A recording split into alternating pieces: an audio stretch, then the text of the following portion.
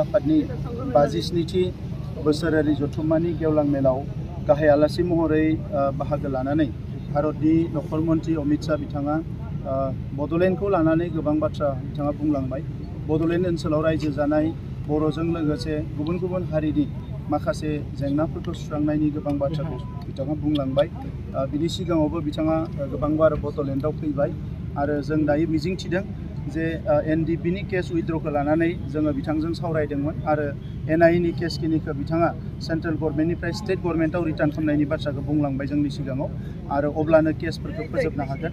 बिनि अनगायैबो गुबुन गुबुन जिफोर डेभेलपमेन्टेल बिसय बबे जिनिसा मा जाना दङ बेखौ खोब मोजाङैनो बिथाङा रायलायलांदों। दिनै आङो मिजिंथिदों गुसुं समनि गेजेरावनो जिखिनि जोंहा एकर्ड इमप्लिमेन्टेसननि बाखि पार्ट दङ बियो थाबैनो सुस्रांजागोन। बिथांनि इन्डियानि केपिटेल दिल्लीयाव बिथाङा मोनसे लामा बड'फानि मुङाव जेरै गुबुन गुबुन गेदेमा सुबुंफोरनि मुङाव नेशनेल केपिटेलाव लामाफोरखौ मुं दोनदों, बड'फा उपेन्द्रनाथ ब्रह्मनि मुङावबो मोनसे लामा मुं दोननो थाखाय बिथाङा फोसावलांदों आरो बे लामाखौ फैगोन 1 मेयावनो बेखेवनायनि खोथाखौ बिथाङा जोंजों रायलायलांदों।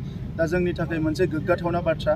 बड'फा उपेन्द्रनाथ ब्रह्मखौनो जोङो जोंनि आदर्श जोंनि बर' माहारिनि बिफा हिसाबै मानिदों आरो बिथांखौ जोंल' मान होनाय नङा, दिनै सारा आसाम रायजो आरो भारत नाङैनो मान होनायनि मोनसे थासारि फैदों। मानोना बिथाङा गोग्लैसोनाय बर' हारिखौ राजखान्थि बिथिङाव, समाजारि बिथिङाव, गुबुन गुबुन बिथिङाव, सोलोंथाइनि बिथिङाव जौगाहोनायनि मोनसे गोदान मोनसे जांख्रिथाय लाबोनायजों लोगोसे हारि माहारिफोरजों बोरैहाय एखे मोनसे थासारियाव थांनानै थानो हायो गोबां पजिटिभ खामानिफोरखौ बिथाङा मावलांदों, बिहोमा होलांदों।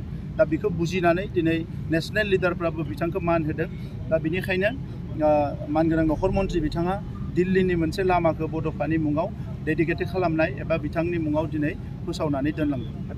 बाथौ धोरोमनि सायाव बिथाङा जोबोद सिरियासलि स्टाडि खालामगासिनो दङ। बिथाङा थेलामारायाव बाथौनि मोनसे जथुम्मायाव फैदोंमोन जेराव बिथांमोना 50,000 सुबुङा आर'ज गाबदोंमोन आरो बिनिफ्राय बैयाव फैनाय सम आरो दानि समसिम आं मिजिंथिदों जे बिथाङा भाषण होलांबाय। बाथौ धोरोमनि सायाव गोबां सरसा खालामदों बिथाङा आरो इयुनाव बाथौ धोरोमखौ आरोबाव गोख्रों आरो मोजाङै जौगानायखौ बिथाङा लुबैदों। दा बेबायदि गोबां बाथ्राखौ बिथाङा जोंजों सावरायनायाव बुंलांदों। दा बिथांनि बुंनायखौ लानानै बाथौ धोरोमनि दैदेनगिरिफ्रा बोरैहाय सानो आरो जों बोरैहाय खामानि मावो बिनि सायाव सोनारगोन।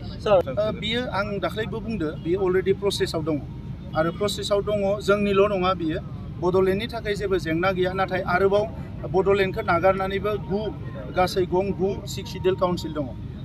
दा बे टटेल 10 सिक्स सिडिउल काउन्सिल, दा बे 10 सिक्स सिडिउल काउन्सिलनि गेजेराव बाखि जि सिक्स सिडिउल काउन्सिल दङ दा बिथांमोननि मायबाफोर जेंना थानो हानाय, जेराव जोंनि मिटिङाव फोसावनाय लोगो लोगो बैसोरनियाव थांनानै माबा मोनसे जेंना जागोन। दा बिथाङा बिनिखायनो जोंजों रायलायलांदों, जेबो बिनि सायाव जिंगा सिनांगौ गैया। बड'लेण्डनि बेलायाव जिखिनि सोनांगौ दाननांगौ बेखिनिखौ क्लियार खालामनानै मोजाङैनो खालामखानानै लाबाय आरो एनि टाइम बियो बिलआ फैनो हासिगौ।